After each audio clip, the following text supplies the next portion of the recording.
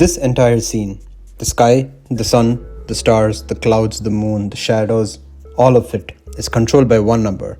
Not 100 keyframes, not an HDRI, not a plugin, one value node in the shader. That's it.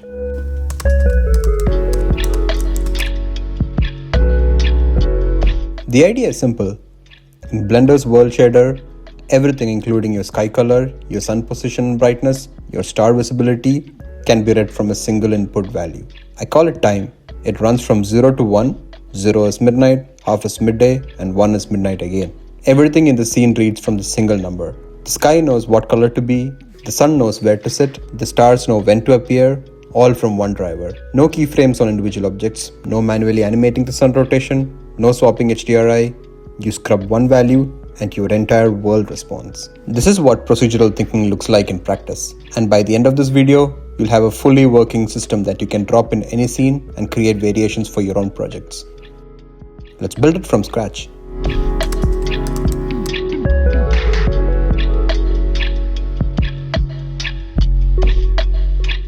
First thing, open your world shader, Shift A, input, value, and place it on the left. This is your master clock. Rename it time so it's obvious. Now, we could just keyframe this manually and call it a day. But we're going to do something cleaner. Right-click the field value and type this, #frame by 240. Frame divided by 240. That means at frame 0, time is 0, midnight. At frame 120, time is half, midday. And at frame 240, time is 1, and the cycle completes. One expression and no keyframes. The whole system updates itself every single frame automatically. You can change that 240 to any number. 240 at 24 FPS is a 10-second cycle. 480 gives you a slower, more cinematic pass. Scale it to whatever your scene needs. Quick test before we go further. Add a temporary color ramp. Connect time into factor input. Connect the output straight into background color. Now scrub the timeline. If the sky goes from black to white and black, your driver is working.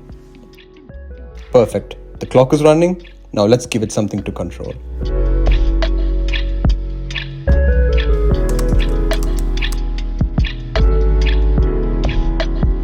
Sky color is the most visible part of the whole system, and it all comes down to one color ramp with 7 stops.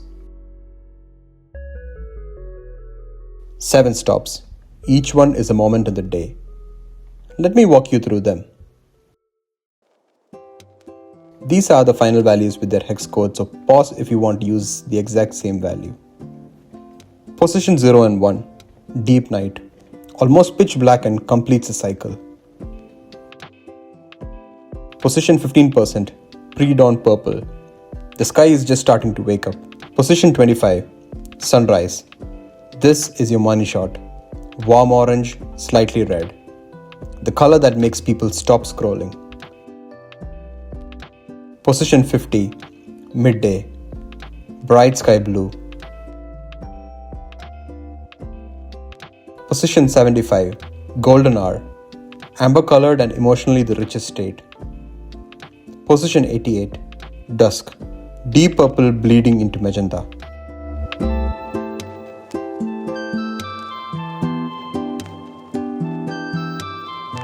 And as mentioned earlier, position 100 goes back to deep night, closing the loop.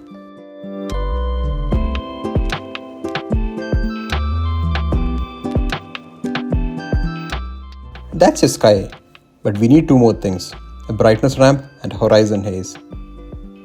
The brightness ramp controls how strong the background light is at each time of the day. Add a second color ramp and with the same time input into factorial, but this one is black and white only.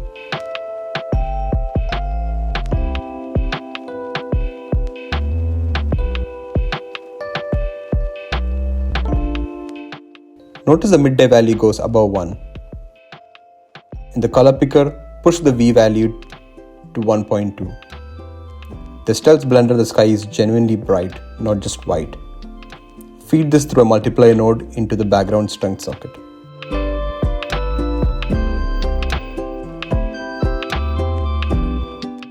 Now for the last piece, the horizon haze. This is a detail that makes it look real.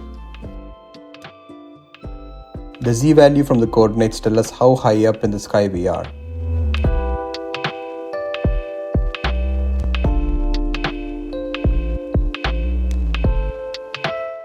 Zero is the horizon, 1 is directly overhead. We use this to blend a warm haze color near the horizon that fades out towards the top of the sky.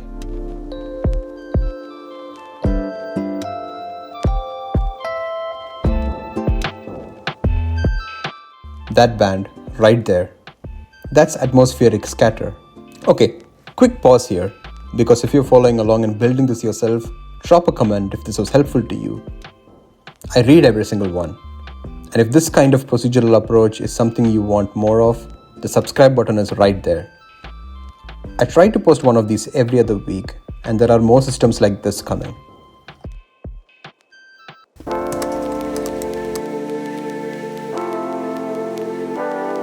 Add a sunlight into the scene. I want the sun to move from -90 to 90 as the time variable changes from 0 to 1. To achieve this, let's use a driver to control the Z rotation.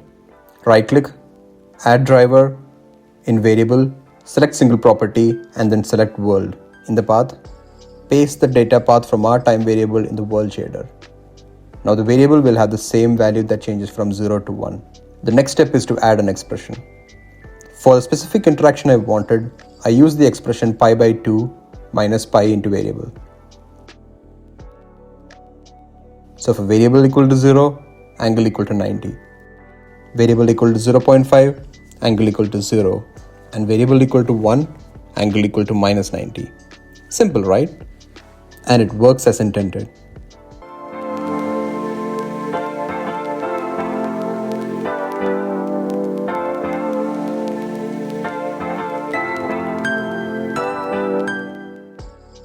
Next is the sun strength, which should change from 0 at the start to max value at midday and then back to 0 at the end.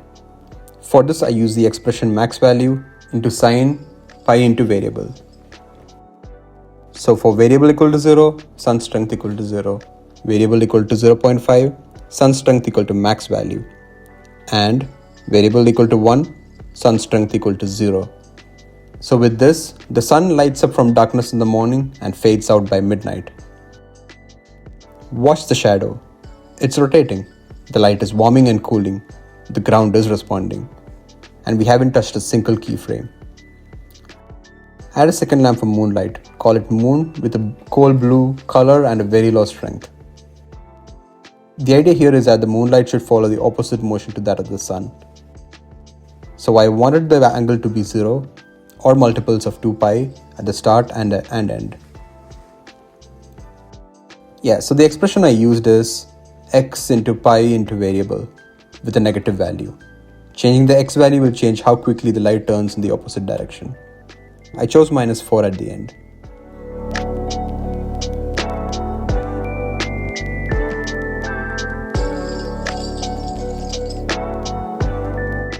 Equally important is to make sure that the moon power changes from max value to 0 to max value as variable changes from 0 to 1. To achieve this, I use the expression max value into 1 minus sine pi into variable. So for variable equal to 0, moon strength equal to max value. Variable equal to 0.5, moon strength equal to 0. And variable equal to 1, moon strength equal to max value. Perfect. Now we have the lighting dialed in. When the sun is on, the moon is off and vice versa. Let's move on to the stars and clouds.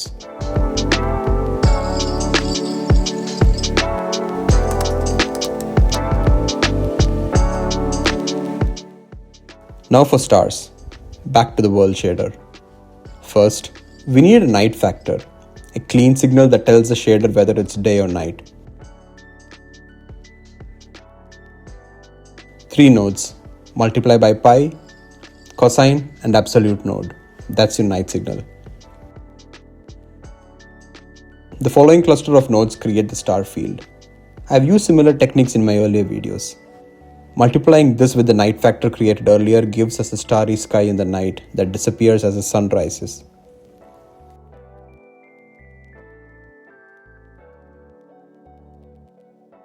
The first 3 nodes gives us a 1 or 0 signal telling us if it's night or day. The color ramp is then used to control when the stars would appear.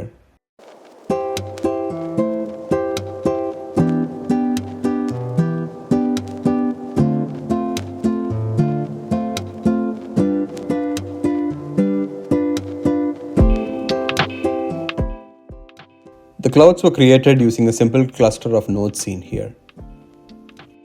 It is basically a noise texture controlled by a mapping node with a large Z scale value and a color ramp to control the shapes or sizes.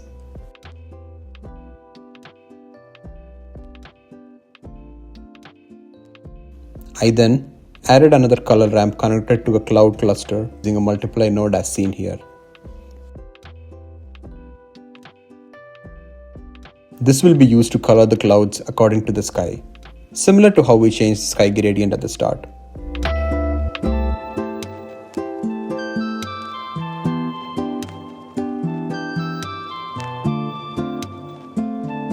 Next, I wanted the clouds to disappear at night.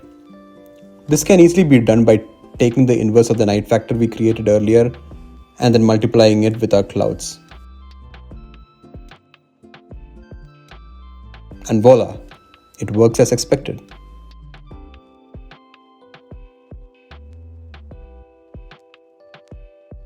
After some more polish, here is a complete sky, built entirely from math and with complete control at every level.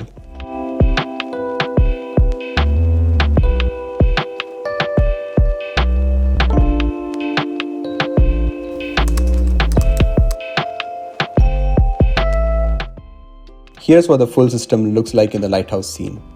Sun, moon, and lighthouse beam are also controlled by drivers in a similar manner.